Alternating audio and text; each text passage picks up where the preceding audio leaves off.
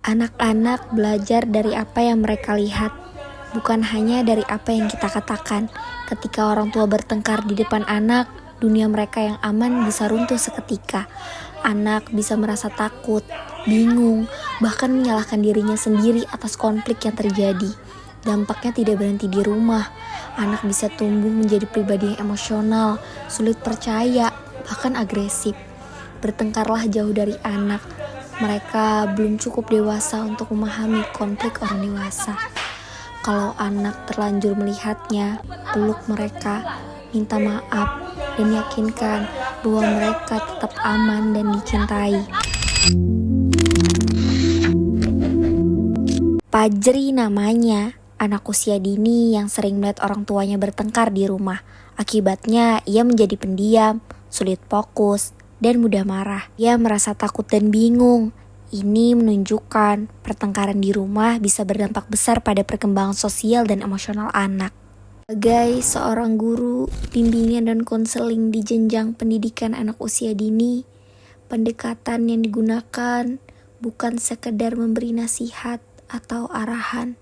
Lebih dari itu, kita hadir sebagai pendengar yang penuh empati, sebagai pendamping yang memahami, dan sebagai figur yang menciptakan ruang aman bagi guru anak-anak untuk menjadi dirinya sendiri. Tugas kita bukan hanya membantu anak menyelesaikan masalah, tetapi juga membimbing mereka mengenali dan mengelola perasaannya sendiri. Assalamualaikum Fajri, gimana kabarmu hari ini nak? Salam Bu, Fajri capek Bu.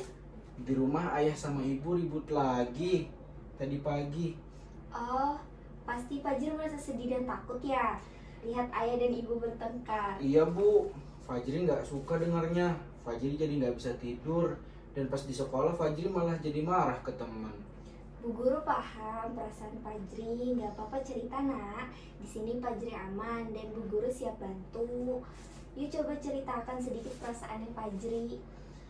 Bu Guru, Fajri takut. Ayah sama ibu sering marah-marah di rumah. Suaranya keras banget, kadang banting barang. Oh, pasti Fajri kaget dan takut ya? Iya Bu, Fajri sembunyi di bawah selimut, tapi Fajri tetap dengar suaranya. Fajri jadi susah tidur.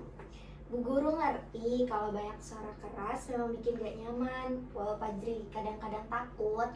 Besoknya Fajri jadi capek, nggak pengen main sama teman-teman. Fajri udah hebat karena mau cerita sama Bu Guru. Terima kasih ya nak. Sama-sama Bu. Kadang Fajri juga marah-marah di sekolah. Fajri nggak suka tapi rasanya kayak nggak bisa diem. Gak apa-apa Fajri, itu tandanya kamu sedang bingung dan sedih. Tapi kita bisa belajar sama-sama supaya Fajri bisa tenang. Besoknya Fajri jadi capek, nggak pengen main sama teman. Fajri udah hebat karena mau cerita ke Bu Guru. Terima kasih ya nak. Kadang Fajri juga marah-marah di sekolah. Fajri nggak suka, tapi rasanya kayak nggak bisa diem. Gak apa-apa Fajri, itu tandanya kamu sedang bingung dan sedih. Tapi kita bisa belajar sama-sama supaya Fajri bisa tenang. Fajri cuma pengen rumahnya tenang Bu, nggak ada teriak-teriak lagi. Fajri berhak punya rumah yang tenang dan nyaman. Kalau Fajri sedih lagi, cerita ke Bu Guru ya. Kita bisa gambar, bisa main, bisa duduk bareng. Bu Guru bisa bilang ke ayah dan ibu. Bisa nak, Bu Guru akan bicara pelan-pelan supaya ayah dan ibu tahu Fajri butuh rumah yang tenang. Makasih Bu Guru. Sama-sama, Bu Guru selalu ada buat kamu. Iya. Assalamualaikum Bu Guru. Waalaikumsalam.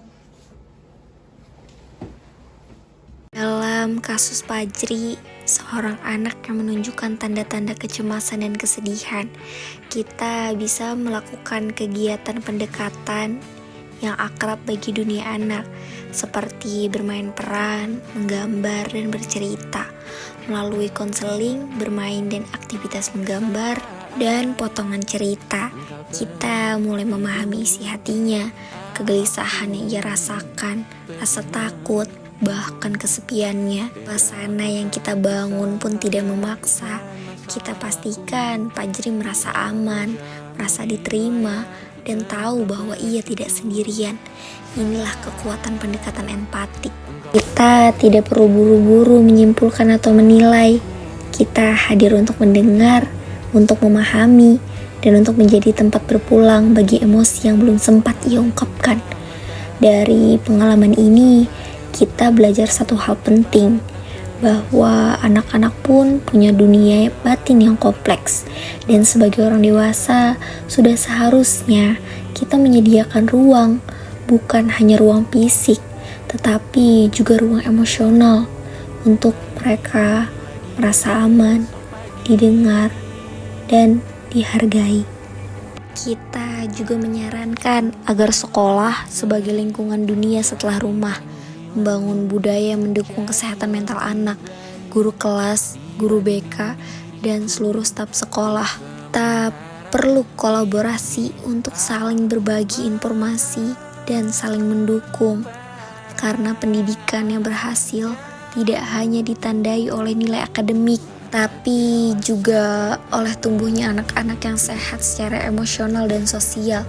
Dan bagi para orang tua, luangkan waktu untuk benar-benar hadir di dunia anak. Hanya kabar mereka bukan hanya soal nilai di sekolah, tetapi juga tentang perasaannya hari ini. Biarkan keluh kesah mereka, beri ruang bagi mereka untuk merasa aman bercerita. Karena terkadang anak-anak hanya ingin tahu bahwa mereka tidak sendirian. Akhirnya, mari kita sama-sama menjaga masa depan anak-anak kita dengan menciptakan lingkungan yang penuh kasih, pengertian, dan dukungan. Di tangan kita semua, guru, orang tua, masyarakat, terletak masa depan generasi yang lebih tangguh secara emosional, lebih bijak dalam menyikapi perasaan, dan lebih siap menghadapi tantangan hidup.